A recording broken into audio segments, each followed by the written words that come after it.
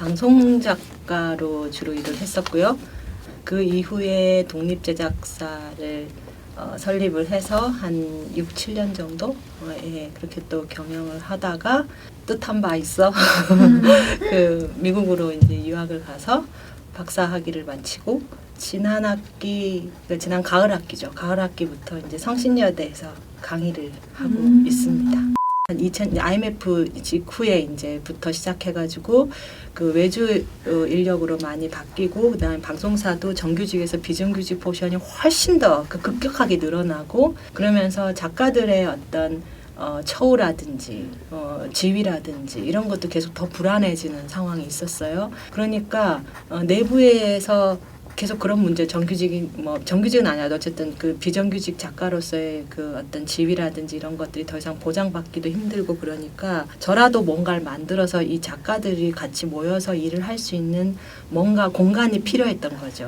판결은 뭐였냐면은 방송 작가는 노동자가 아니다.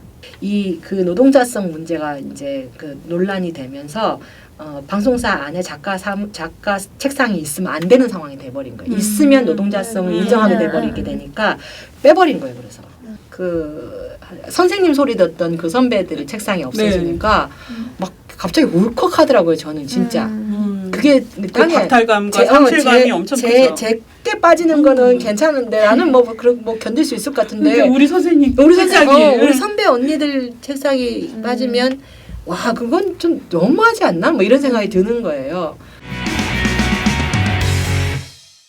네, 날 잡거나 민원연 6월호 이달의 저희 표지 모델이자 회원 인터뷰의 주인공 정수경 저희 정책위원님을 모셨습니다. 와 반갑습니다. 정수경입니다. 네, 저는 신미 사무처장이고요. 네, 저는 방송 모니터를 담당하고 있는 활동가 조선입니다. 네, 반갑습니다. 네, 바쁘신데 저희가 이렇게 어렵게 모셨는데요. 우리 정수경 위원님의 간략한 소개부터 좀 듣기로 하겠습니다. 네, 저는 방송 작가로 주로 일을 했었고요.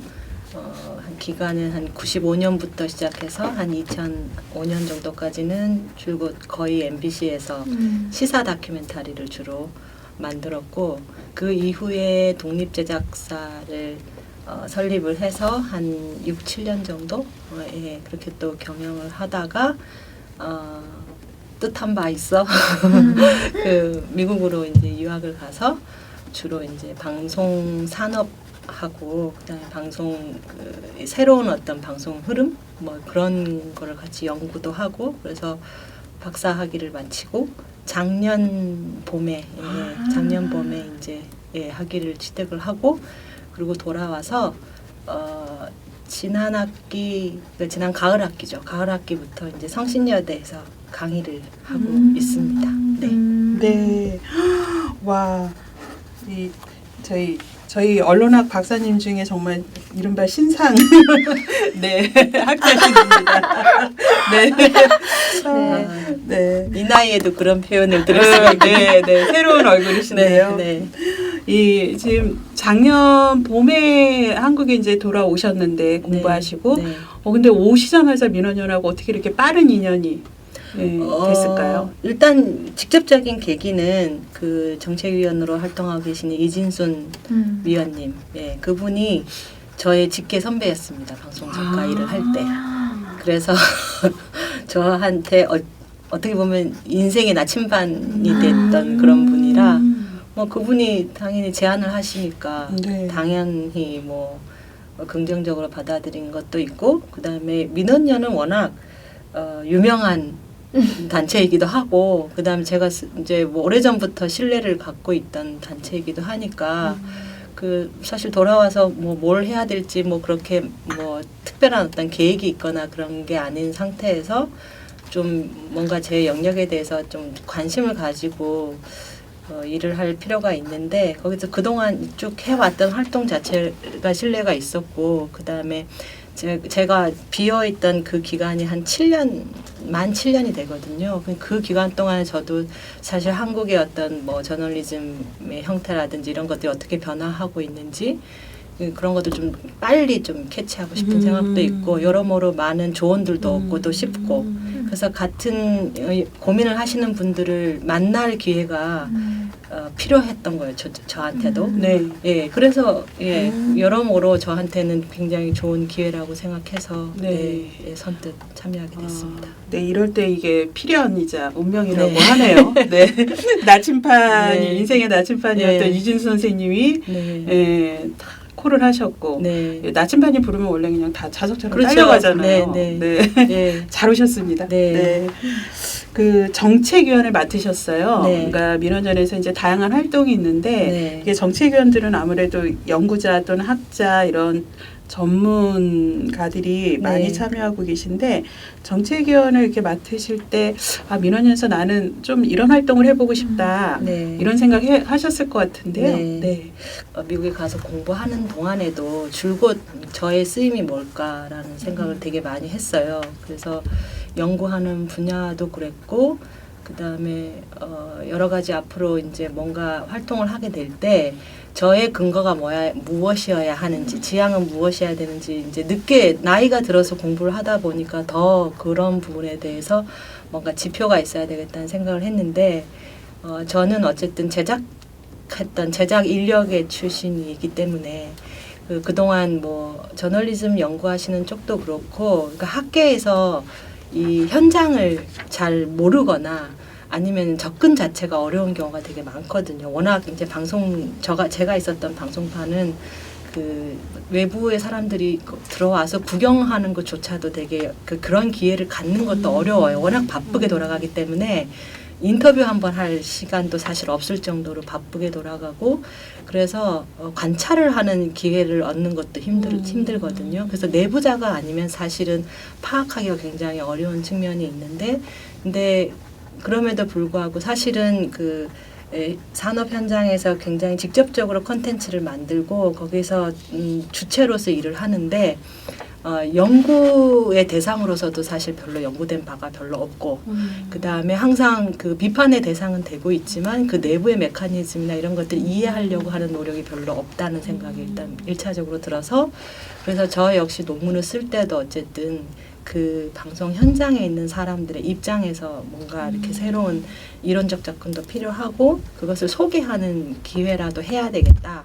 라는 생각이 들었고, 그러니까 민원연 활동을 하는 것도 그것의 연장선에서 그런 고민들이 있었기 때문에 그냥 바깥에서 봤을 때 늘 이렇게 비판받고 막 그런 식의 것들만 있잖아요. 근데 그게 그렇게 되면 안에 있는 사람들은, 제가 이제 옛날에 제작 일을 할 때도 시청자들이 뭔가 이렇게 모니터를 한다거나 뭐 평가를 있으면 이걸 귀담아 보지 않았어요.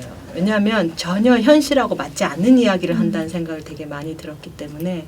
그런데 이게 이 바깥으로 나가서 다시 이제 그런 역할을 제가 해야 되는 상황이 될 때, 그때는 이제 안에 내부 상황도 알고, 그러면서 바깥에서 왜 그런 논의들이 있고 그런 비판을 해야 하는지에 대한 이해도 있고, 그래서 그런 측면에서 이제 그 내부를 알면서 바깥의 필요성 이런 것들을 전달하는 역할을 해야 되겠다는 생각을 하게 되었습니다. 네. 네.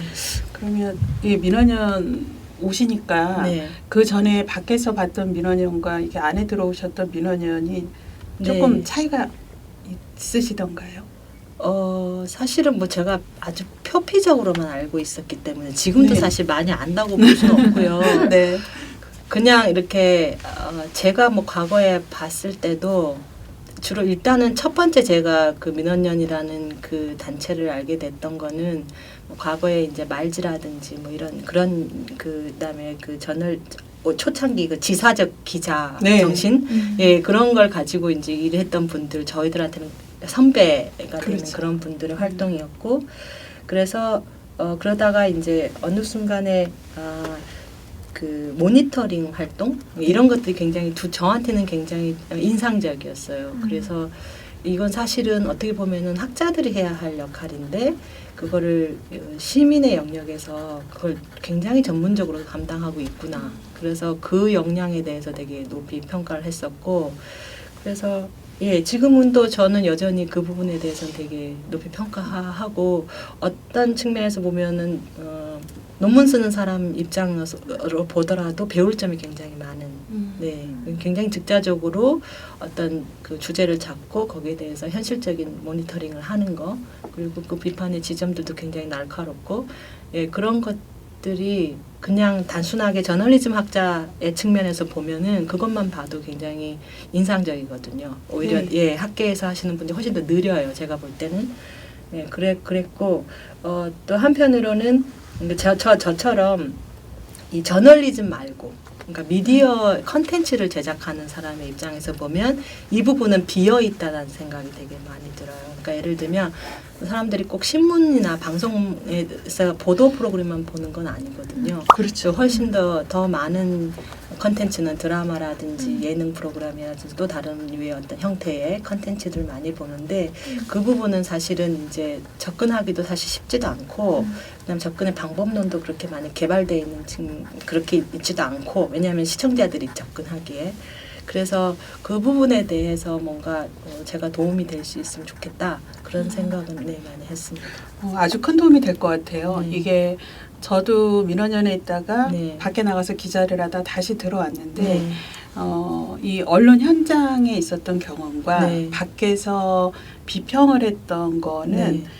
똑같은 언론개혁의 지향을 갖다 하더라도 네. 내부를 경험하고 알고 네. 소통하는 과정은 또 네, 다른 다르죠. 부분이고 네, 되게 네. 이게 언론개혁을 위해서는 밖에 시민들과 안에 내부의 네. 이 원활한 소통과 서로의 이해가 많이 중요하다 이런 네. 생각이 들거든요. 네, 네. 박사님이 그런 역할을 많이 해주실 걸로. 할 수 있으면 좋겠습니다. 네.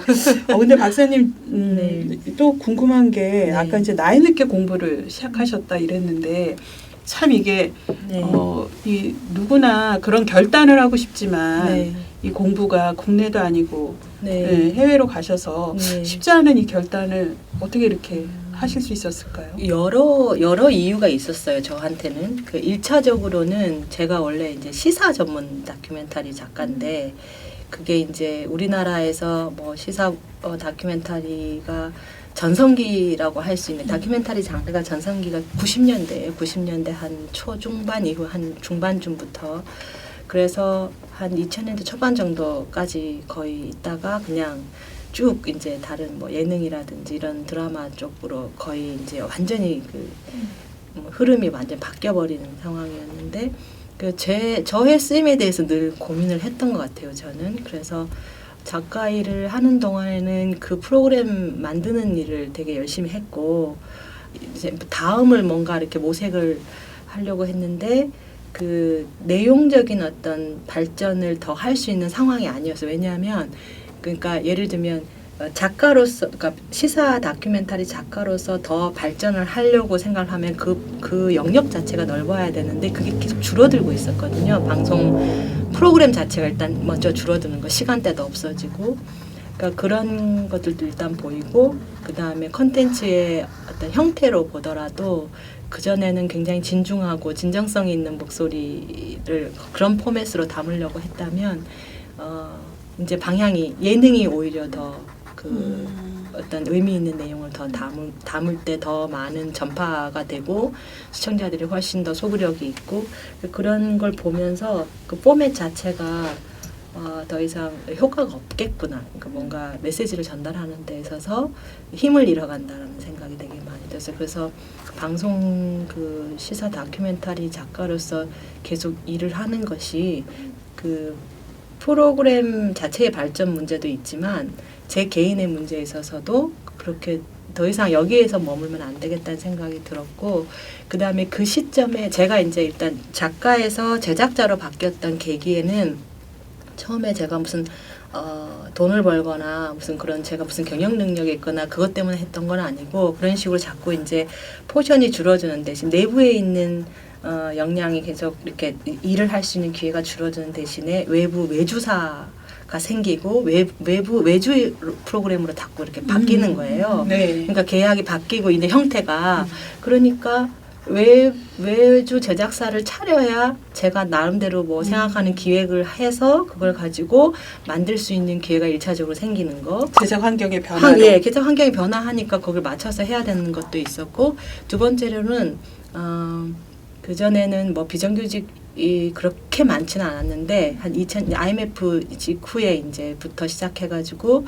그 외주 인력으로 많이 바뀌고 그다음에 방송사도 정규직에서 비정규직 포션이 훨씬 더 급격하게 늘어나고 그러면서 작가들의 어떤 처우라든지 지위라든지 이런 것도 계속 더 불안해지는 상황이 있었어요. 그러니까 내부에서 계속 그런 문제 정규직은 아니라도 어쨌든 그 비정규직 작가로서의 그 어떤 지위라든지 이런 것들이 더 이상 보장받기도 힘들고 그러니까 저라도 뭔가를 만들어서 이 작가들이 같이 모여서 일을 할 수 있는 뭔가 공간이 필요했던 거죠. 그러니까 저한테는 그게 굉장히 직접적인 계기였어요. 무슨 특별하게 어떤 거창한 계획이 있어서 그랬던 건 아니고 환경적인 변화가 그렇게 저를 이제 뭔가 다른 돌파구를 찾으려고 계속 그랬던 거고 그래서 작가들끼리 모여서 같이 논의를 하고 회사를 한번 만들어 보자. 그랬더니 이제 다들 깝깝해 하던 찰나에 네. 뭔가 그러니까 네가 항상 행동 대장이었기 때문에 네가 총대를 매 그러면 내가 따라갈게. 치고 나가는 네, 스타일이시구나. 약간 그런 게 좀 있었어요. 그러니까 저는 약간 뭔가 해야 한다는 생각이 있으면 별로 이렇게 좌고우면하는 스타일은 아니거든요. 일단 저질러 놓고 네. 그럼 그거대로 굴러가게 돼 있다고 믿는 사람이라 그래서 일단 뭐 내가 먼저 이렇게 깃발을 들면 니네들은 따라와 이제 뭐 이러면서 이제 갔던 게 있고 그리고 같이 이제 뭔가 이렇게 그동안 한 10년 정도 방송국에서 같이 뭐 밥도 나눠 먹고 술도 나눠 먹고 이야기를 하고 그랬던 친구들이 같이 믿고 따라왔고 예 그러면서 이제 작가 동료들끼리 먼저 프로그램 그 제작사를 만든 거죠. 만들어서 그래도 나름 인하우스에서 이렇게 보고 배우고 트레이닝 받은 게 있었으니까 외주 제작사 차렸는데 크게 어려움 없이 뭐 그 프로그램 뭐 받고 기획을 하고 하면 잘 이렇게 믿어주셨어요. 저기 내부에 계신 그런 그 프로그램 CP 하시는 분들도 그러니까 있는 동안에 뭐 그렇게 뭐 먹고 사는 문제를 크게 뭐 구해봤거나 물론 큰 돈을 벌지는 못했지만 그래서 그래도 어쨌든 월급 같은 걸 밀리지 않고 그냥 그럭저럭 예 사는데 별 어려움 없이 그럼 성공하신 건데. 네 저는요 예. 독립 프로덕션 하면은 네네. 열에 8-9분 네네. 월급 못 줘서 네네. 네, 힘들 정도로 네. 고민하는데. 그러니까 네. 뭐 초반에 조금 우리가 돈을 가져가는 거는 최대한 줄이고 제작 인력들한테는 제대로 주자라고 하는 그 원칙으로 이제 어쨌든 했고 그래서 뭐 한 문 닫을 때 사람들 다 의아해했어요. 왜냐하면 잘 나가는 회사였거든요. 잘 나가는데 예, 잘 나가는데 왜 대표가? 갑자기 그만두냐. 예. 왜 유학 가냐. 네. 네. 그래서 그때 사실은 여러 가지 이제 일들이 겹쳤는데 첫 번째는 종편이 들어서는 환경이었어요. 그러면서 어떻게 보면 사람들이 채널이 몇 개가 더 느는데 니네들한테 제작을 할 수 있는 기회가 더 많지 않느냐라는 거였는데 저희는 일단 기본 출신이 예능 출신이 아니잖아요. 그러니까 예능 프로그램을 하고는 싶지만 그걸로 해서 좋은 프로그램을 만들고 싶지만 또 한편에 뭐가 있냐면은 한마디로 말하면 나쁜 콘텐츠를 만들어서는 안 되는 저희 나름의 소명의식. 예, 그게 있는 거예요. 우리 출발이 그거기 때문에. 그런데 종편이 들어설 즈음에 많은 뭐 케이블이라든지 여러 군데에서 이제 어쨌든 뭐 프로그램 기획서를 달라고 이제 이런 방향으로 달라라고 요청을 받으면 대부분 어떤 거냐면 저희가 이제 아무래도 그 뭐 6mm 카메라 들고 그 현장 가고 뭐 이런 식의 다큐멘터리 그냥 일반적인 제작이 그런 식으로 하니까 싸게 일단 인건비는 최소화하고 그 다음에 가장 그 선정적으로 뭔가 사람들이 이슈를 끌 수 있는 그래서 뭐 예컨대 이런 거였어요. 뭐 보도방을 쫓아다니면서 이제 거기 현장을 급습해서 뭘 한다든가. 그러니까 주로 경찰의 뭐들 쫓아다니면서 뭐 그런 걸 하면 대부분 다 뭐 폭력이나 선정적인 어떤 뭐 성적인 어떤 그 컨텐츠 뭐 이런 거. 그러니까 사람들의 호기심을 자극할 만한 시사라는 허울을 쓰고 있지만 실상은 매우 선정적인 것들을 요구를 하는 거예요. 저희 출신들이 다 작가들 거기 이제 그 운영을 하는 친구들이 기획안을 써야 하는데 이것까지 쓰면서 내가 프로그램 만들어야 돼. 그러니까 만약에 내가 이거를 만들지 않으면 이 같이 이제 고용을 하고 있는 그 팀을 꾸리고 있는 PD나 작가들한테 밥벌이를 줄 수 없는 기회를 줄 수 없다는 것 때문에는 어쨌든 기획안을 써야 하는데 근데 이 친구 또 역으로 이 친구들한테 그런 일거리를 주는 게 옳은 거냐라는 딜레마에 빠지게 되는 거죠. 그러니까 그때 당시 저희 회사에 한 50명 정도 작가하고 PD하고 다 합치면 꽤 많은 인원이 이제 일을 하고 있었는데 그 20대 후반에 이제 학교를 마치고 와서 처음에 이제 일을 우리는 그때만 하더라도 외주 제작사가 없을 때 인하우스에 가서 나름대로 체계적으로 그 제작을 통해서 윤리의식도 배우고 따로 무슨 교육을 할 기회가 없기 때문에 제작하는 과정에서 발생하는 여러 가지 문제 예를 들면 뭐 PD수첩에서 뭐 보도를 하는데 소송이 들어온다 그러면 어떻게 멘트를 하는 것이 그걸 피할 수 있는 법의 처벌을 피할 수 있으며 그다음에 가장 객관적으로 뭔가 표현할 수 있으며 나름 중립적인 가치를 할 수 있는지 이런 것들을 다 일 속에서 배운다고요. 따로 무슨 수업을 듣거나 이런 게 아니고 근데 제가 하는 그 외주 제작 프로그램 제작하는 가운데 그런 윤리를 가르칠 만한 기회도 없고 그 프로그램을 제작하는 것 자체가 저희가 그동안 배웠던 거하고 완전히 위배되는 역할을 하게 만드는 거예요. 우리가 이러면서 계속 이 회사를 해야 하느냐라는 게 이제 1차적인 고민이었고 그 와중에 그 대표님도 그랬고 같이 이제 처음에 같이 창립 멤버죠.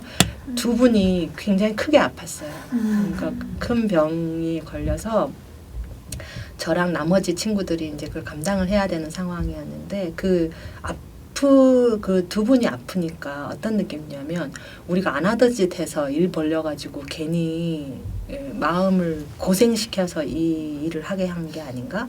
그러니까 그런 회의들이 막 생기는 거죠. 한꺼번에 이제 뭔가 안 좋은 일들이 생기니까. 그래서 이제 모여서 회의를 했어요.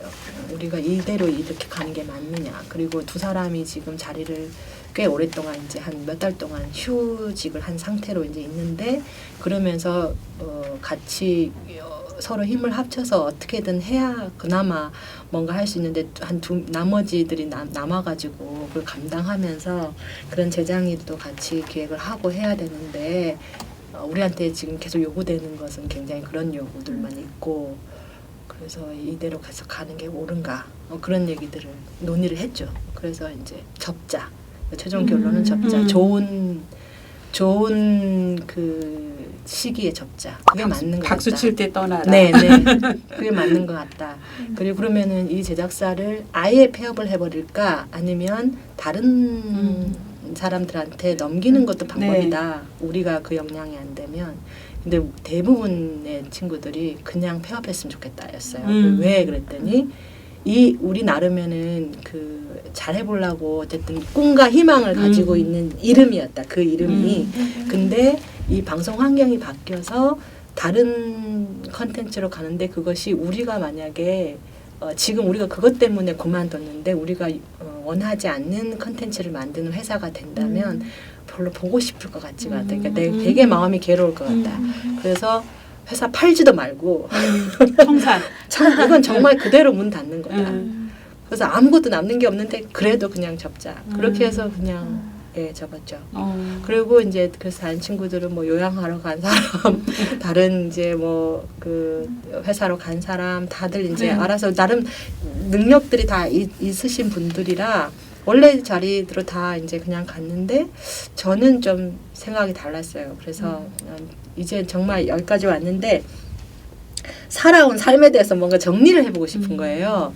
그리고 원래 이제 제가 그 취업을 하기 전에 대학 다닐 때 공부하고 싶은 생각이 요만큼 있었는데 그 싹이 다시 그게 막 그냥 무럭무럭 큰 거죠. 그게 그러면서 방송 환경이 너무 급격히 변화하니까 막 정신없이 일단 살았는데 이 시기를 좀 이렇게 객관적으로 보고 싶다. 이게 어떻게 흘러가고 있는지 좀 보고 싶다는 생각이 들었어요. 그런데 이제 왜 국내가 아니고 외국으로 갔느냐. 국내에 있으면 반드시 일을 안 하게 될 것이다. 공부를 안 하게 될 것이다. 그리고 분명히 가만히 놔두지 않을 것이다. 뭘 하면서도 일을 하라고 할 것이다. 왜냐하면 작가일 만큼 쉽게 들어오는 게 없어요. 그냥 한 편만 해달라 그러면 또 원고 쓰고 뭐 이러면 또 그냥 넘길 것 같고 그래서 약간 이렇게 차단하는 효과, 관계 거리두기. 나름의 이렇게 단절하는 거죠.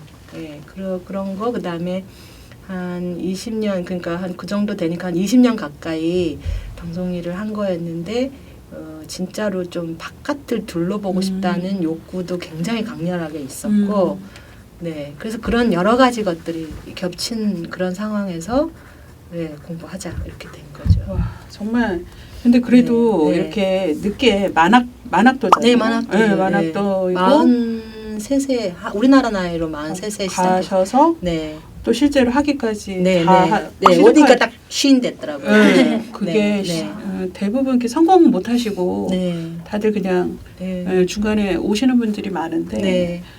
정말 독하게 공부하셨지 않았을까? 근데 사람들이 그렇게 얘기를 하는데 실제로 네. 제가 늘 하는 게 방송 작가 일을 한 정도면 어디 가든. 어디 가든 할 수 있다. 제가 늘 그렇게 해요. 그리고 실제로 논문 쓸 때도 사실 영어라는 것 때문에 좀 막막하긴 한데 그 산을 넘으려고만 작정을 하면 실제로 쓰는 거는 장편 다큐멘터리 하나 낸다. 그러니까 한 2년짜리 정도 내가 한 1, 2년 정도 걸리는 다큐멘터리를 만드는데 대본 양은 사실은 그렇게 많지 않지만 그 거의 2년을 풀로 자료 조사를 해야 되고 구성을 해야 되고 거기서 야마를 뽑아야 되고 그다음에 나의 어떤 주장이나 이런 것들을 정리를 해야 되고 그 작업은 다 논문 쓰는 작업이랑 거의 비슷하거든요. 그러니까 저는 진짜 장편 다큐 하나 만든다 그 생각으로 논문 썼어요. 그러니까 별로 어렵다는 생각을 안 했던 것 같아요. 근데 공부를 하고 네. 오시니까 이게 한국 방송 네. 현장을 바라보는 네. 그 박사님의 시각에 변화가 있던가요? 네, 되게 긍정적으로 바뀌었어요. 한편으로. 그러니까 저는 매우 이렇게 뭐라 그러지 약간 비관적인 생각을 가지고 갔는데 나름은 되게 긍정적으로 바뀌었어요. 물론 그 긍정적이라고 하는 게 무슨 특별하게 그러니까 뭐 뭔가 그래도 희망적이다 뭐 이런 거라기보다는 시각 자체가 그러니까 되게 하나만 제가 있던 영역에서만 방송을 바라봤다면 조금 더 이렇게 뒤로 이렇게 쭉 물러나서 전체를 이렇게 훑어보면 이게 나쁜 것만은 아니구나 이런 생각도 들었어요. 네. 그리고 제가 공부했던 곳이 우리랑 시스템이 전혀 다른 상업주의가 완전히 만연한 미국에서 그런 공부를 했기 때문에 오히려 우리는 이제 그 공영방송과 민영방송이 섞여 있는 그런 구조잖아요. 그러면서 사실은 되게 많이 상업화되고 그럼에도 불구하고 한국 방송이 가지고 있는 어떤 장점들이 눈에 보이기 시작했고 예, 그런 측면에서 보면 저는 여전히 우리는 우리 나름의 특색이 있구나. 뭐 그런 걸 다시 발견한 것 같아요. 예, 공부하면서. 왜냐하면 선생님들하고 같이 막 얘기하면 그러니까 교수님들이 다 미국 사람들이니까 막 제 나름의 시각에서 막 상식으로 얘기하면 그분들 이해를 잘 못하시더라고요. 그러니까 그런 환경이 어떻게 가능한가 뭐 이런 그런 얘기들. 예, 그러면서 이제 얘기를 막 하다 보니까 우리 게 나쁜 게 아니네. 뭐 여기서는 계속 우리 막 문제 많다고 그런 생각을 하게 됐어요. 이게 보통 우리 한국 분들이 세계의 어떤 시민보다도 네. 참 세상 일에 관심도 많고 네, 또 맞아요. 똑똑하시고 네. 열정 있고 네. 아주 또 예리하고 이런데 네, 네. 그런 분들이 국내에서 이렇게 비판적이시다가 네, 회의를 나가면 네. 애국자가 된다고 네, 맞습니다. 그렇게 되더라고요. 그런 네. 방송에서도 그렇게 네. 됐나 보네요. 네, 그런 점이 있더라고요. 네. 지금 최근에도 아니죠. 이 오래된 문제인데 우리 방송계를 비롯한 언론계의 이제 비정규직 문제들 네. 그게 이제 수면 아래에 있었죠. 네. 그러다가 이제 올해 초에 우리 또 슬픈 그 청주 방송의 네. 이재학 PD의 네. 또 안타까운 네. 운명도 있고 그랬는데 이런 비정규직 문제들이 지금 계속 수면 위로 올라오고 또 우리 사회에서 비정규직 문제가 사회 이슈화가 됐는데 이 방송계라든지 언론계는 아주 뒤늦게 이제서야 네. 네, 이런 문제들이 이제 문제 제기가 되고 있는 수준이죠. 네, 그렇죠. 그것도 자성보다는 네. 예. 그래서 그 문제를 한번 얘기를 해보고 싶은데요. 네. 요 질문을 우리 조선이 활동가가 네. 네. 그 제가 처음 정책위원님을 봤을 때가 처음 정책위원님이 정책위에 오셨을 때 한 번 다 같이 활동가들이 참관한 적이 있었는데요. 네. 그때 이제 소개를 듣기로는 방송 작가로 오래 일하시고 네. 또 이런 금방 말씀해주신 발자취들을 다 들었는데 네.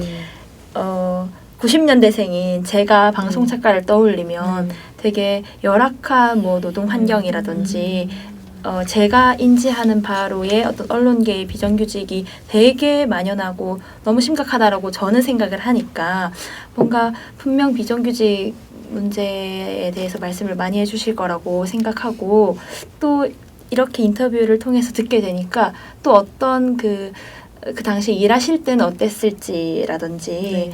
또 배우고 오셨을 때 와서 본 지금 현재 상황을 어떻게 진단을 해주실 수 있을지 같은 게 좀 더 뭔가 궁금해졌거든요. 네. 그래서 그리고 또 사회 초년생으로 여성으로서 여성들이 작가가 많잖아요. 네. 제가 인지하기로는. 그래서 그 여러 가지 그 방송 작가로서의 삶과 비정규직 이런 문제들을 좀 많이 말씀해 주셨으면 좋겠는데 네. 네. 혹시 그 작가로 일하실 때는 이런 문제가 많이 없었었나요? 비정규직 문제? 당연히 있었죠. 그 이게 그러니까 이 작가라는 방송 작가라는 직업이 이 우리가 이렇게 세분화돼 있잖아요. 그 뭐 막내 작가 있고 위에 뭐 꼭지 작가 있고 메인 작가 있고 이거 생긴 게 얼마 안 됐어요. 그러니까 처음부터 그게 생긴 게 아니고 원래는 작가라는 직업도 없었어요. 그러니까 드라마를 제외한 다큐멘터리에 따로 작가가 있었던 게 아니고 옛날에는 PD들이 알아서 다 했어요. 우리 보통 그 독립 영화나 이런 거 하면은 PD들이 옛날에는 PD들 대본도 쓰고 다 했거든요. 다 했죠. 네. 네. 편집도 하고 구성도 하고 다 하다가 본인들이 좀 더 잘하고 싶은 거죠. 그래서 좀 더 전문적으로 글을 더 잘 쓰는 사람을 찾게 되고 그래서 초창기에 지금 뭐 예를 들면 작가협회에서도 굉장히 위에 그 시니어에 하시는 분들은 다들 작가 선생님들이세요. 뭐 소설가든 시인이든 실제로 문학을 전공하신 분들이 굉장히 많고 그분들은 정말 모셔오신 분들이에요. 모셔오신 분들이고 그러다가 그분들이 거의 이제 그 특히 구성 작가에 하는 분들은 그런 분들이 이제 있었는데 이게 점점 이제 그 더 예를 들면 예전에는 그냥 인간 시대 같은 그런 다큐멘터리 같은 경우에는 처음에는 그냥 사람을 하나 놓고 그럼 그 사람을 쭉 따라가면서 하면 그 사람을 가지고 이야기를 잘 만들면 되는 거예요.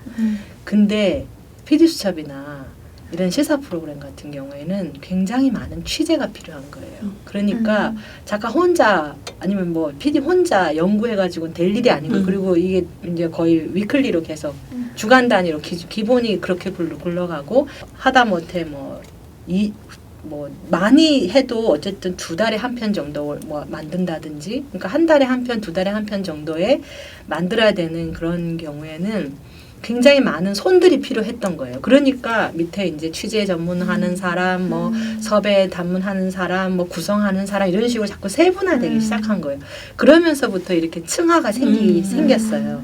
그러다 보면 결국은 힘든 일들은 자꾸 밑으로 가게 되는 거죠. 단순해 보이는 거나 그냥 간단하게 뭐 전화 한 통 하면은 될 일 같은 거. 근데 사실은 그게 굉장히 중요한 문제인데 그런 것들을 내가 욕심이 있고 생각이 있는 PD나 작가들은 자기들이 해요. 근데 그게 아니라 그냥 자꾸 이렇게 귀찮아지거나 이게 또 그러면서 이렇게 미뤄지게 되니까 뭐 섭외는 누가 해야 되고 뭐 자질구레한 뭐는 누가 해야 되고 이런 식으로 자꾸 이제 밑에 있는 작가들이 하나둘 생기면서 더 많이 그 역량이 밑으로 내려가는 거죠.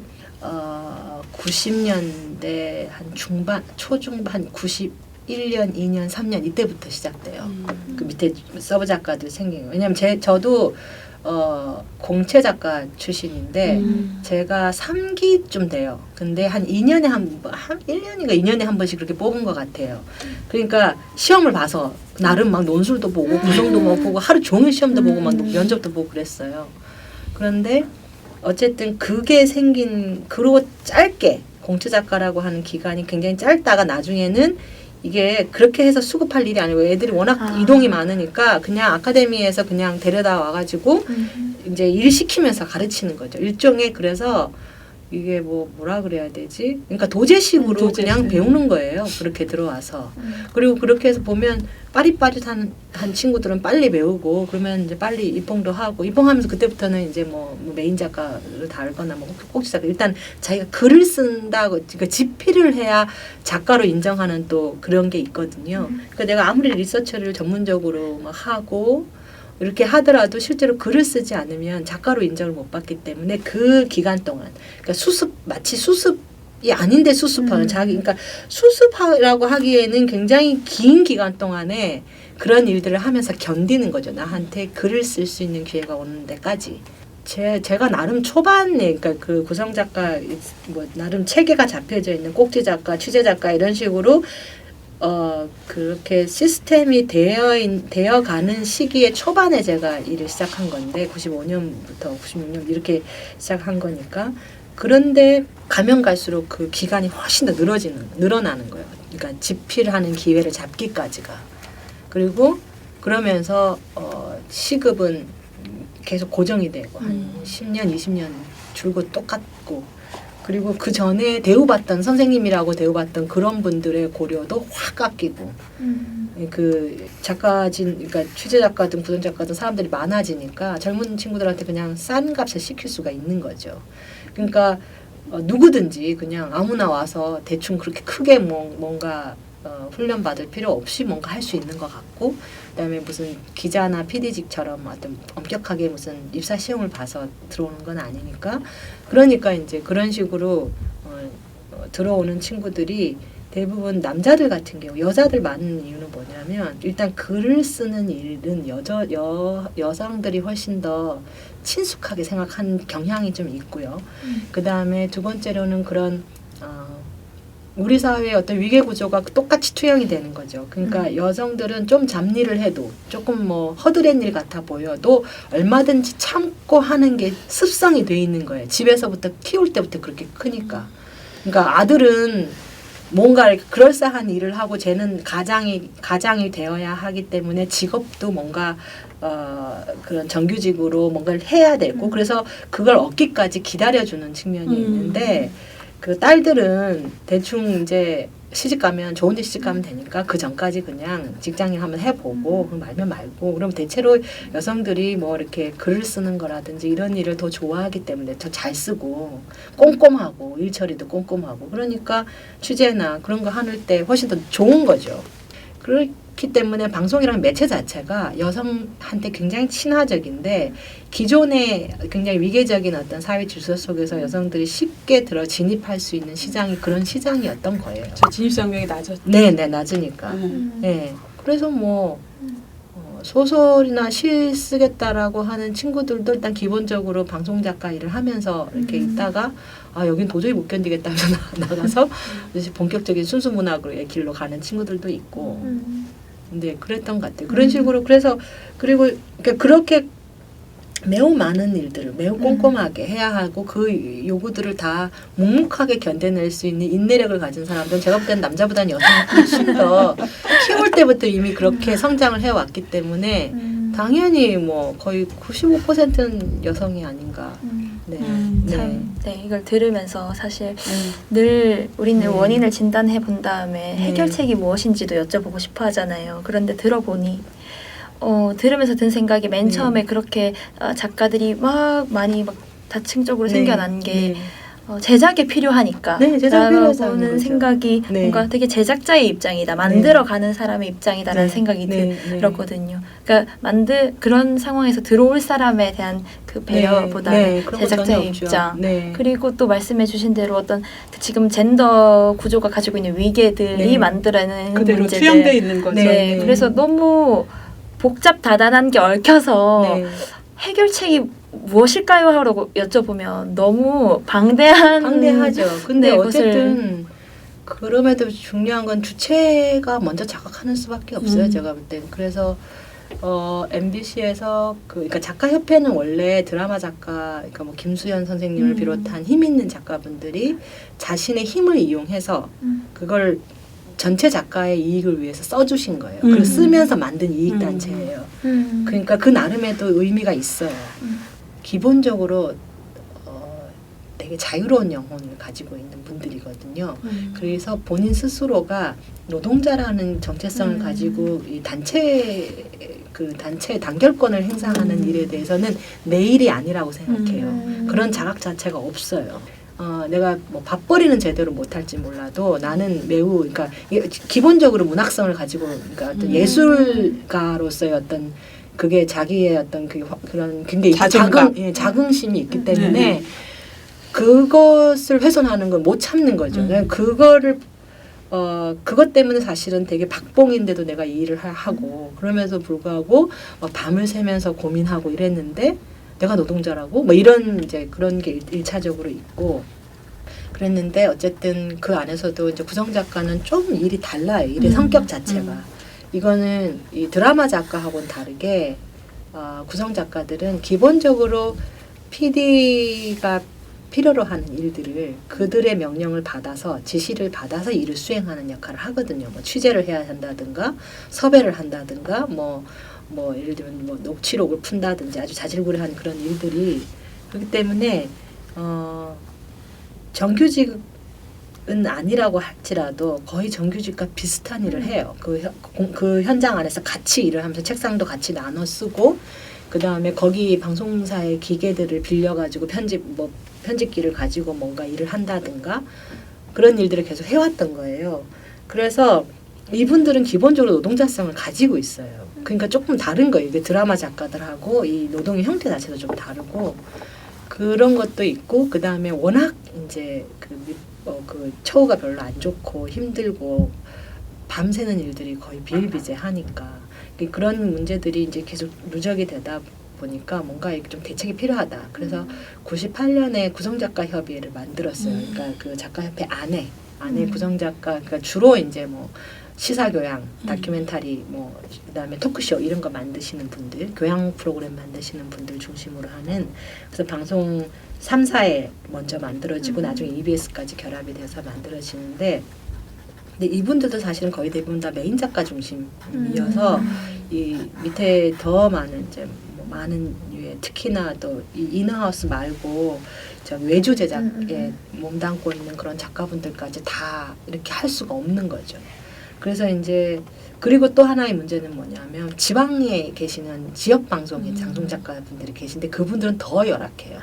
일단 프로그램 자체가 자체 제작하는 프로그램 몇 개 되지도 않고 해봐야 KBS, MBC인데 지역 KBS, MBC 지역 민방 이런 정도인데 거기에 프로그램이 몇 개 안 되니까 기껏 뭐 해봐야 작가 수가 한 10명에서 20명 안팎 그럴 거예요. 라디오까지 다 합쳐도. 그러니까 이분들은 더 할 말이 그러니까 더 이렇게 말할 데가 없는 거예요. 자기 더 열악한데. 그래서 이제 이분들 같은 경우에 이제 여러 가지 이제 분규들이 갈등들이 안에서 일어날 수 있는 거예요. 부당하게 뭔가 프로그램 갑자기 뭐 그만둬야 된다든가 뭐 그런 일들. 그래서 그것 때문에 99년에 마산 MBC에서 먼저 우리도 노조 만들자. 그래서 거기에 계신 김미경 작가님이라고 제 기억이 나는데 그분이 먼저 작가 노조를 처음에 이제 만들려고 했는데 그게 하여튼 여러 가지 외압들이나 이런 걸 해서 하여튼 판결은 뭐였냐면은 방송 작가는 노동자가 아니다라고 이제 결론을 낸 거예요. 근데 그게 단순한 판결 같은데 제가 나중에 외주사 만들었다고 했잖아요. 네. 그게 나중에 전 방송사에 다 영향을 미쳐요. 그러니까 원래는 작가실이 따로 있었거든요. 작가들 일하는 공간은 따로 있었는데 그 노동자성 문제가 이제 그 논란이 되면서 방송사 안에 작가 책상이 있으면 안 되는 상황이 돼버린 거예요. 있으면 노동자성을 인정하게 돼버리게 되니까 빼버린 거예요. 그래서 우리는 졸지에 책상도 없는 이런 사람이 된 거예요. 그래서 야 우리 이런 좀 아닌데 그래서 그냥 우리 열반대 회사나 차리자 이런 이제 제가 아까 직접적인 계기가 그런 책상을 빼서 회사를 만들었다. 저는 뭐 그럴 수 있는데 막 선생님 소리 듣던 그 선배들이 책상이 없어지니까 막 갑자기 울컥하더라고요. 저는 진짜 그게 그 땅에 박탈감과 상실감이 엄청 크죠. 제게 빠지는 거는 괜찮은데 나는 뭐 견딜 수 있을 것 근데 같은데 우리 선생님 우리 책상이 우리 선배 언니들 책상이 빠지면 와 그건 좀 너무하지 않나 뭐 이런 생각이 드는 거예요. 그래서 아 이렇게 사람을 막대해도 돼? 뭐 이런 느낌? 그래서 이제 더 울컥하는 바람에 야 내가 총대 밀 테니까 이렇게 이제 된 거죠. 오기가 생겨서 어쨌든 그러니까 그런 일들이 계속 있고 그러다가 이제 저도 이제 그 일에 관여를 하게 되고 그러면서 지역의 작가님들하고 만나서 얘기도 하고 저 혼자 아무도 안 시켰는데 혼자 총대를 매는 네, 스타일. 그래서 선배들한테 막 얘기했죠. 이 지역에 있는 사람들도 있고 뭐 하는데 우리도 노조 세우자. 그랬더니 작가협회에 대부분 다 직간접적으로 관여가 돼 있는 선배들이라 이게 있는데 이거 따로 뭔가 만드는 것 자체도 익숙하지도 않고 일단 노동자라는 말 자체도 걸리고 여러 가지가 다 걸리시는 거예요. 그러니까 필요성에 대해서 못 느끼는 게 아닌데 그런 식으로 뭔가 그 단체 행동을 하는 것에 대해서도 좀 못마땅하고 그러니까 여러 가지 시대적으로 안 맞았던 거예요. 이게 많이 늦어요. 이쪽이. 그래서 혼자 고민하다가 나 혼자 해서 될 일도 아니고 근데 서울이 움직여주지 않으면 이건 뭘 할 수 있는 것도 아닌데 하면서 이제 접었죠. 접었다가 이제 미국 유학 갔어요. 그리고 뭐 저는 이제 뭐 그냥 그런 일이 있으면 의뢰 그냥 이제 작가 협의 안에서 대충 이제 논의하고 이런 거였는데 14년 그러니까 제가 석사 마치고 막 이제 박사 준비하려고 하는 그때쯤에 언론노조에서 김한균 PD님이라고 저랑 이제 이 프로그램도 같이 했던 네. 그분이 위원장님이 되셨어요. 네. 언론노조 정부 위원장님 되신 다음에 거기 공약이 그 이제 작가 노조 등 이제 스태프 노조라든지 그래서 비정규직 문제 해결하겠다라는 게 있었고 그 문제 때문에 거기서 이제 아마 활동가로 따로 활동하신 분이 이제 연락이 왔더라고요. 저기 작가 노조를 뭔가 이렇게 비밀리에 일단 처음에 띄우기 때 워낙 그때만 하더라도 엄청 하던 시국이었으니까 MBC나 KBS나 전부 다 이런 저기 그 사장님들이나 이런 분들 다 그런 분들이 계시는 저기 MB나 이 박근혜 이 라인이니까 이분들 밑에서 함부로 했다가 다 잘릴 수도 있잖아요. 그러니까 이제 몰래 일단 결성을 해야 한다. 그래서 좀 이렇게 작가 인맥들 통해서 좀 도와줄 수 있겠느냐. 그래서 그냥 저는 아무 생각 없이 기존에 이제 작가들한테 연락을 해서 나한테 미국까지 있는데 내한테 이런 얘기까지 해야 돼? 뭐 이러면서 좀 해? 뭐 이러면서 이제 했는데 애들이 약간 분위기가 싸하더라고요. 그래서 이게 뭐지? 뭐 이러면서 이제 알아봤더니 제가 없던 그 기간 동안에 뭐 그러니까 우리 나름대로는 좀 이렇게 사회적으로 되게 이렇게 비판적이고 매우 괜찮은 신뢰를 얻는 PD님이라고 했던 분들이 예를 들면 PD 지필제를 한다는 동 이러면서 작가 있던 자리를 그냥 잘라버린다든가 그런 일들에 관여를 하셔가지고 많이 이 상심을 하신 거예요. 작가들이 신뢰를 잃었구나. 네.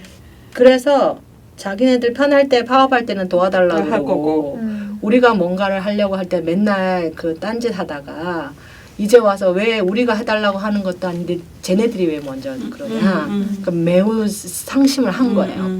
거기다가 항상 작가는 돈도 못 벌고 그다음에 뭐 특히나 막내 작가들 위에 선배들이 막내 작가들 괴롭히는 사람처럼 묘사되고 그러니까 그런 것도 매우 불쾌하고 그러니까 우리에 대해서 더 이상 관심을 끊어줬으면 좋겠다라는 분위기가 그때는 확 있었어요. 그러니까 저는 너무 아까운 거예요. 그 기회가. 이거는 어쨌든 물론 내부적으로 우리가 조금만 나서주면 바깥에서 분위기가 있을 때 해야 되는데 이 기회를 그냥 놓치는 거 너무 아깝지 않냐 막 그렇게 했는데 어쨌든 이미 마음 다친 사람들이 너무 많아서 그러니까 주체가 자기가 마음이 있다고 하더라도 그걸 할 수 있는 상황도 아니고 그러니까 여러 명이 좀 긍정적으로 뭔가 이렇게 해야 되는데 그때는 이미 속이 많이 상해 있는 이제 그 MB 정권 뭐 이렇게 들어서고 하면서 여러 가지로 뭐 경영 수익 맞추고 뭐 어쩌고저쩌고 한다고 구성 파트가 특히 더 교양이나 시사 파트가 훨씬 더 많은 외압을 받았던 거예요. 사람 수 줄이고 제작비 줄이고 이러다 보니까 그러면서 이제 내부에서 같이 일하던 동료들끼리 서로 상처 입는 경우도 많고 예, 그런 게 쌓여 있는 상태에서 막상 이제 대의 명분을 가지고 이제 잘 해보겠다고 나온 쪽이 어떻게 보면은 더 이렇게 더 상처를 주는 상황이 돼버린 거죠. 그래서 그것 때문에 이제 막 고민하다가 어쨌든 뭐 여차 해서 나중에 한 17년에 이제 본격적으로 결성이 되잖아요. 근데 그것도 참 지난한 그런 과정이 있긴 했는데 저는 그분들이 어렵긴 하지만 일단 한번 만들어지면 그 다음부터는 어떻게든 굴러가게 돼 있다고 생각을 해요. 조직이라고 하는 게. 그래서 지금 한 300명, 330명인가? 예, 처음에 60명 모으는 게 목표였는데 100명인가 뭐 모으는 게 목표였는데 어쨌든 대다수가 그 막내 작가라고 불리는 아주 그 아래 경험이 별로 좀 적고 나이도 어리고 이런 친구들을 중심으로 돼 있다라고는 하지만 실제로는 제가 알기로는 많은 또 보이지 않게 연차가 꽤 높은 그 선배들이 뒤에서 돕고 있는 걸로 알고 있어요. 네. 뭐 후원회원 네, 형태든 이제 막 시작한 거긴 하지만 조금씩 나아질 거라고 생각합니다. 네. 네. 이게 이제 비정규직 문제가 네. 방송계에서는 이제 방송 작가가 대표적인 직군인데 이제 그 유학 가시고 이럴 때도 이제 우리 이게 특히 방송 제작 환경이 급변하고 네. 또 돌아와 보니까 또 미디어 현장 더 네, 급변해 네. 있고 그런데 또 방송계의 다른 다양한 직종들이 많이 외주화되고 네. 또 그 과정에서 네. 비정규직이 더 많이 늘어나 네. 있는 상황이죠. 지금. 네. 이 비정규직의 현황이 방송이 왜 이렇게 더 많이 늘고 있을까요? 다른 직군은 오히려 줄고 있는데.